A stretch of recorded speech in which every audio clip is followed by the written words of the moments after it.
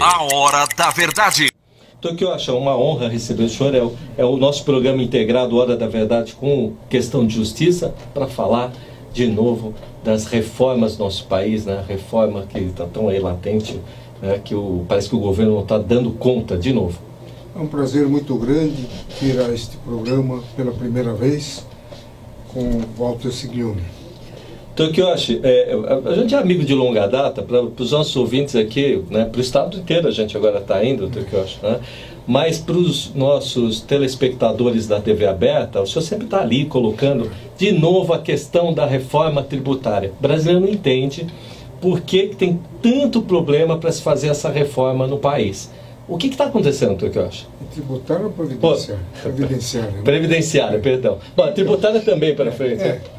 A tributária foi aprovada a toque de caixa na Comissão Especial de Reforma Tributária, e é um projeto maluco, né?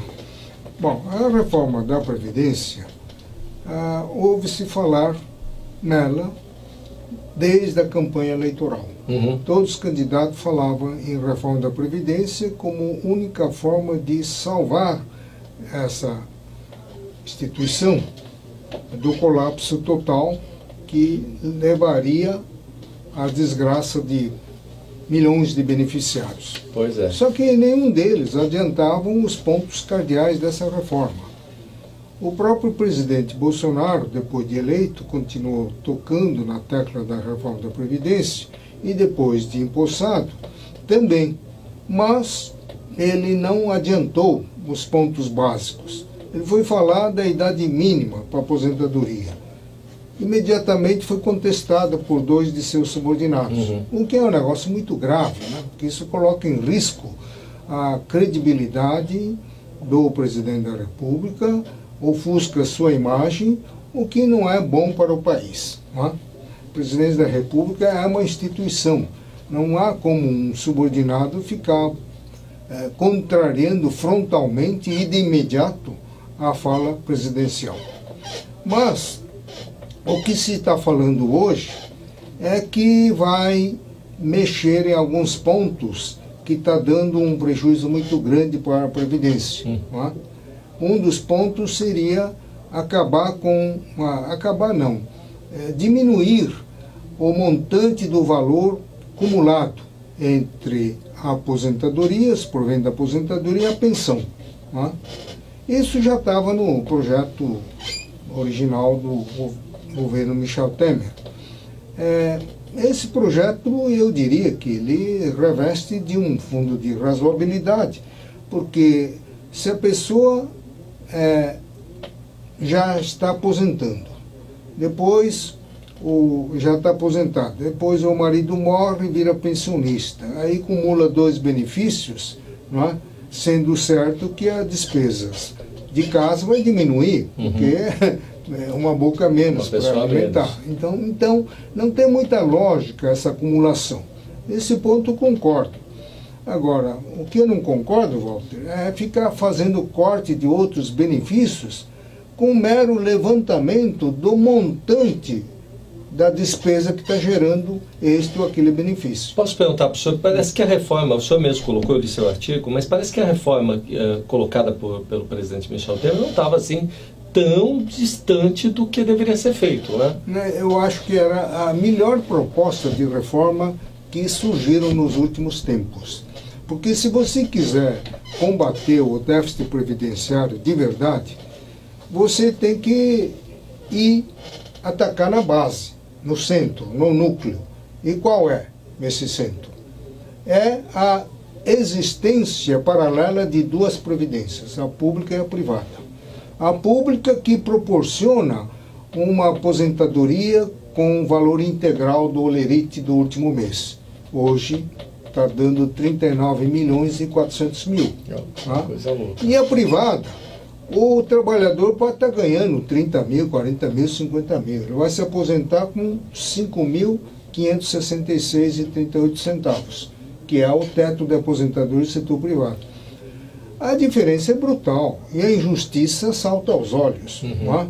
Por que o trabalhador tem que ser tratado diferentemente de um servidor público que presta o serviço? O trabalhador produz riqueza e o outro presta serviço. Atividade meio e o outro desempenha atividade fim. Então não deveria haver essa distinção. Agora, eu tenho certeza absoluta, o que está causando mais prejuízo na Previdência é o setor público, e não o setor privado. Tá? Agora, a reforma pretendida pelo presidente Bolsonaro, infelizmente, ele não teve habilidade, ou a equipe dele não teve habilidade para contornar as pressões corporativistas, começando pelos militares, que eu sempre digo, militar tem razão, está coberto de razão. A função que o militar exerce, defensor da pátria, da lei, da ordem, garantia dos poderes constitucionais, sem hora extra, sem poder sindicalizar, regime de prontidão em qualquer eventualidade, ficando segregado da sua família, quartelado por dias, semanas, às vezes meses. Então é uma função completamente diferente do servidor público em geral. Então que eles caiam fora dessa unificação, dá para entender. Agora os bombeiros militares e polícia militar também quer uma equiparação com o militar das Forças Armadas, porque a Constituição fala que eles são considerados reserva do Exército. Mas reserva do Exército não quer dizer militar. Entendi. Eu sou reservista de primeira categoria. Nos primeiros 5 anos, após a minha baixa, eu era considerado da reserva do Exército, mas não era militar. Então, o fato de ser da reserva do Exército não pode ostentar a qualificação de militar que a Constituição Federal define como sendo exclusivamente aqueles integrantes das Forças Armadas, isto é, Exército, Marinha e Aeronáutica. E o que não acontece com a Polícia Militar nem com o Bombeiro Militar, que exerce uma função de segurança pública subordinado ao governador do Estado. Entendi. Que é um serviço público estadual. Tem até a questão da unificação da Previdência, das duas, né, da privada e da pública, mas como o senhor está falando, a pública tem aí um déficit muito maior, né? O pessoal não entende muito, eu também não consigo entender, quando eu falo assim, acho que a última estatística era, o governo está com um déficit de 138 bilhões de reais. Qual a diferença do déficit público para o orçamento que ficou deficitário? Tem uma equalização aí que dá para a gente entender melhor essa situação? Não. E por que a Previdência ataca tanto isso? Por que ela é o ruim de todo o sistema do governo? Esse é o pano de fundo para fazer reformas com supressão dos benefícios, fazer caixa para o governo, não é? Porque falar do déficit e não falar da receita previdenciária, me parece que aí a conta não vai bater. Se você fala da déficit da Previdência Pública, então tem que dizer quanto arrecadou por conta da contribuição previdenciária dos servidores públicos e quanto gastou. Mas quanto gastou em termos de benefício previdenciário, entendi, não em termos de pessoal, folha de serviço. Folha de serviço está consumindo, a União consome 50% da corrente líquida. E quando fala do setor privado, é pior ainda, porque eles nem falam quanto arrecadou. Entendo. Existe um orçamento da Seguridade Social, onde está inserida a Previdência Social, a Assistência Social e a Saúde. Certo? É um balaio de gato. Previdência não tem nada a ver com assistência social, e nem com a saúde. As pessoas se perdem um pouco. Está dentro de um orçamento que é municiado com 5 contribuições sociais previstas no artigo 195 da Constituição Federal. É o PIS, é o COFINS, é COFINS Importação, é contribuição social sobre o lucro, é contribuição sobre a receita bruta, é contribuição sobre prognóstico de sorteio. Quer dizer, o total da arrecadação dessas contribuições da Seguridade Social dá quase o dobro da arrecadação dos 6 impostos federais. Então é um volume muito grande. Então tem que dizer quanto arrecadou e desse bolo todo, que é da Seguridade Social, quanto foi para a Previdência Social, e quanto foi para a saúde, e quanto foi para a assistência social. E mais ainda, a União tem que participar com recursos próprios do Tesouro Nacional nesse orçamento de seguridade social, porque é uma contribuição tripartida, empregado, empregador e governo. Uhum. Então, desse orçamento da Seguridade Social, representando as verbas próprias da União, que vai para esse orçamento, qual é o valor, qual é o percentual que tocou a Previdência Social? Pois é, Ninguém esclarece isso. Se você não sabe quanto que entrou nos cofres da Previdência Social, ficar falando em déficit, não dá para entender. E mais ainda, até há 2 anos, Walter, já falei isso no seu programa lá na questão de justiça, constitucionalmente eram religiosamente desviados mensalmente 20% da contribuição previdenciária que formava a DRU. Há 2 anos atrás, fizeram uma ressalva.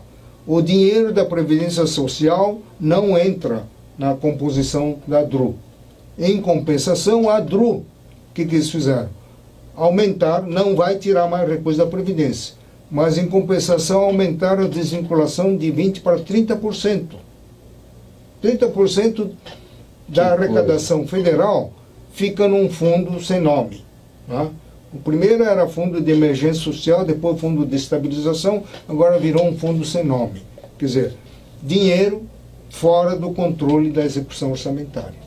E pior, essa mesma emenda estendeu a tal de DRU para governo estadual e municipal. Resultado, temos 6 estados quebrados. Porque DRU significa 30% de desmontagem do orçamento anual aprovado pela Casa Legislativa. Uhum. Sem elemento de despesa, como é que você vai fiscalizar e controlar a execução orçamentária? Quem controla? Entendeu? Não tem como. Então, se você não ataca esses aspectos, fica aí repetindo, feito papagaio, precisa fazer reforma previdenciária, senão vai quebrar, muita gente vai ficar sem receber, isso não resolve. Tem que descobrir a causa do déficit. E eu estou sabendo que o governo Bolsonaro já identificou milhares de fraudes na Previdência Social. Pois é. Existem aposentados fantasmas, pensionistas fantasmas, entendeu? Assim como existe na área da assistência social, Bolsa Família, você sabe que tem milhares e milhares de defuntos bem enterrados que estão recebendo. Entendeu? Assessores parlamentares estão recebendo. Aqueles que fizeram a doação de campanha estão recuperando aos poucos via Bolsa Família. Tem gente até fora do país recebendo Bolsa Família, né? Então, se você não faz o diagnóstico das causas do déficit, não adianta ficar fazendo reforma para diminuir benefícios.